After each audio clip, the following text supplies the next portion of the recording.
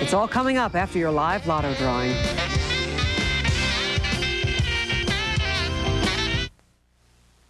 In less than 60 seconds, you could become Colorado's newest millionaire. Live in Denver, it's the Colorado Lottery's lotto drawing. Good evening, I'm Murphy Houston. Well, this is Beverly Bach of Westminster. Beverly, go ahead and push that button. Let's drop the 42 numbered balls into the drawing machine. Now remember, if you match 3, 4, 5, or all 6 of tonight's numbers, you're a winner. Beverly, go ahead and push the button. We'll draw tonight's 6 winning numbers. Now tonight's annuitized jackpot is $4 million. That's a cash value of $1.6 million. Good luck. Here we go. We'll start with the number 34. That's followed by the number 20. And your next winning number is the number 6. That's followed by the number 2. And that next winning lotto number tonight is the number 35. And your final winner now for $4 million is the number 26. That's 34, 26, 2, 35, and 26. And don't forget, the lottery has 2 new scratch games, Jingle Bell Cash and Holiday Riches. They'll make great gifts. Have a good weekend. Good night, everybody.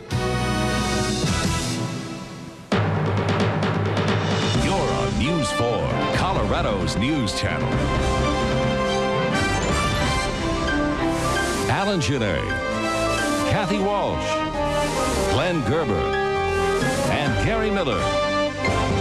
This is News 4 Tonight. Home video captures the panic as a huge cargo ship goes out of control and slams into a shopping mall. A terrifying afternoon for thousands of Christmas shoppers on a riverside mall. A 700-foot vessel ricocheted off the mall, narrowly missing a riverboat casino. It happened about 2 o'clock this afternoon in a popular area of New Orleans. That's where News 4 correspondent Janice Williamson joins us with the latest on the casualties. Emergency crews are using dogs and infrared cameras tonight as they search the rubble for victims. 117 people were injured when a freighter slammed into the Riverwalk. There are no confirmed dead, but this tourist city is reeling tonight from the events that played out this afternoon along the Mississippi River. The crew set off their warning signals, but for some, it was too late. The Liberian registered Brightfield collided into the Riverwalk complex, sending 2 shopping levels into the Mississippi River on Saturday afternoon. The shops and walkway were busy with holiday shoppers when the boat came out of the river and hit the sidewalk. Rescue workers hustled to bring the injured to local hospitals. The Coast Guard is using infrared cameras to locate other victims that might be trapped in the wreckage. The New Orleans Fire Department, along with Coast Guard and the other agencies, is conducting a search of the damaged area. Buildings in the upscale shopping area collapsed and appeared unstable, which could hinder rescue efforts. Officials don't know yet why the accident happened, but initial reports were the freighter lost power or the ship's anchor dropped, throwing it off course. The ship is now tied up and several tugboats are helping keep it steady. That's Janice Williamson reporting. Now, rescue workers say they'll work through the night looking for survivors and possible victims. In other news, an athlete from Denver who is fighting to regain control of his paralyzed limbs has not lost something of enormous importance: his competitive spirit. Marcus Jackson has found a way and a friend to help keep him moving. They're getting suited up for a contest, differently than they used to. Marcus Jackson and Jason Leonard, 2 athletes struck down by spinal cord injuries. I don't just go to have somebody you can relate to. Former Montbello football star Marcus Jackson was injured while playing for Idaho State in September. Jason Leonard is from Wichita, a talented prep basketball player hurt in a car crash. The sign outside the room at Craig Rehabilitation Hospital serves as a sort of warning. Do everything together. Mess with everybody. Laugh at everybody. And with each other. So this day, they challenged each other to a wheelchair race down the hall. Go! About halfway down, Jason pulled away. Gotta break the ribbon. There were 2 versions of what happened. I didn't get my turbo boost turned on. He got the turtle power. I got the rabbit power. Tomorrow, it's off to see the Bronco game. Even that comes with a little dissing. Just with my Chiefs were here. So my Chiefs will whoop them Broncos. But despite the rivalry, one thing is shared: and focused on. People ask me what I want. I tell them, and they be like, I know you want that, but what else?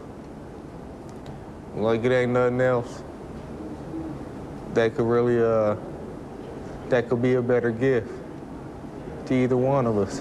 Same as old Marcus said, to walk out of here. And they might. Maybe at different times, but not alone. Marcus Jackson, by the way, is nearly completely off a respirator. Tomorrow he'll breathe on his own for the entire day for the first time since his injury. On Monday, his tracheal tube comes out. Well, it won't be your typical Broncos Sunday in downtown Denver. The usual crush of traffic around the stadium will be even worse. There will be 3,000 fewer spots because of a big event going on at McNichols Arena. It's Walt Disney's World on Ice, and there will be 2 afternoon shows, meaning parking will be a challenge, to say the least. Here's a map showing all the public parking areas around the stadium and Big Mac. Now, you'll need to figure out your parking plans and get there early. The city also offers these suggestions.